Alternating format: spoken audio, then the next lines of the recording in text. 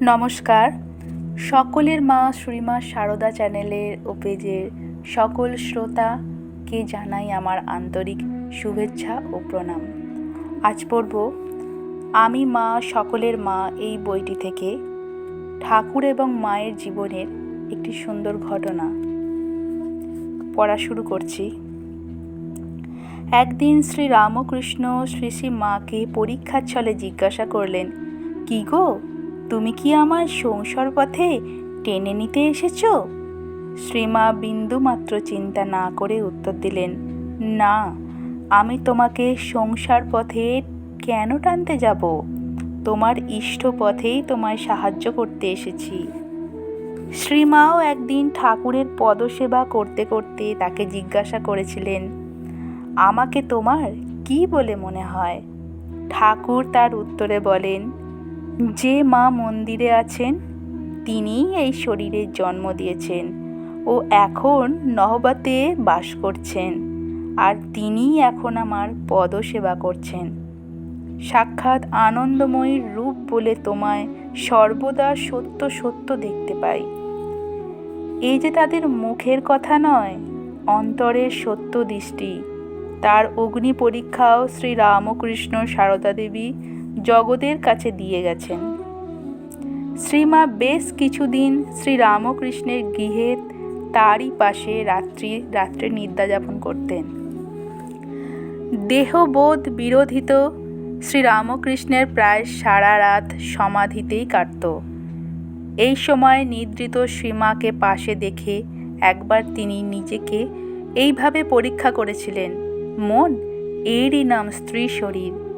লোকে একে পরম উপাধেয় ভোগ্য বস্তু বলে জানে এবং ভোগ করবার জন্য সর্বক্ষণ লালায়িত হয়, কিন্তু একে গ্রহণ করলে দেহেই আবদ্ধ থাকতে হয়। সচ্চিদানন্দ ঘন ঈশ্বরকে লাভ করা যায় না। ভাবের ঘরে চুরি করো না, পেটে একখানা মুখে একখানা রেখো না। সত্য বলো, তুমি একে গ্রহণ করতে চাও অথবা ঈশ্বরকে চাও? যদি একেই চাও তো এই তোমার সম্মুখে রয়েছে, নাও। এই বলে হাত প্রসারিত করা মাত্র মন বাহ্যভূমি ত্যাগ করে সমাধিতে বিলীন হয়ে গেল। সে রাত্রে তার মন আর সাধারণ ভূমিতে নেমেই এলো না। ঠাকুরের এই সময়কার দিব্যভাব সম্বন্ধে শ্রী শ্রী মা বলেছেন, সে যে কি অপূর্ব দিব্যভাবে থাকতেন তা বলে বোঝাবার নয়। কখনো ভাবের ঘোরে কত কি কথা, কখনো হাসি, কখনো কান্না, কখনো একেবারে সমাধিতে স্থির হয়ে যাওয়া, এই রকম সমস্ত রাত। সে কি এক আবির্ভাব আবেশ! দেখে ভয়ে আমার সর্বশরীর কাঁপত, আর ভাবতুম কখন রাতটা পোহাবে।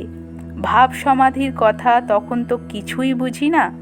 পরে শ্রী রামকৃষ্ণই মাকে শিখিয়ে দিয়েছিলেন, এই রকম ভাব দেখলে কানে এই নাম শোনাবে, এই রকম ভাব দেখলে এই বীজমন্ত্র শোনাবে।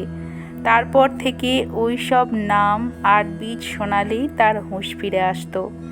একাধিক ক্রমে 8 মাস শ্রী শ্রী মা ও শ্রী রামকৃষ্ণ এক শয়নসজ্জায় শয়ন করতেন। পরে যখন শ্রী রামকৃষ্ণ বুঝলেন যে কখন তার ভাব সমাধি হবে, এই ভেবে শ্রীমা সারা রাত ঘুমোতে পারতেন না, তখন তার জন্যে আলাদা ঘরে অর্থাৎ নহবতে শোবার ব্যবস্থা করে দিলেন। শুধু শ্রী রামকৃষ্ণই নয়, পবিত্রতা স্বরূপিণী শ্রীমার অপূর্ব চরিত্র মহিমাও আমাদের এখানে স্মরণে রাখতে হয়।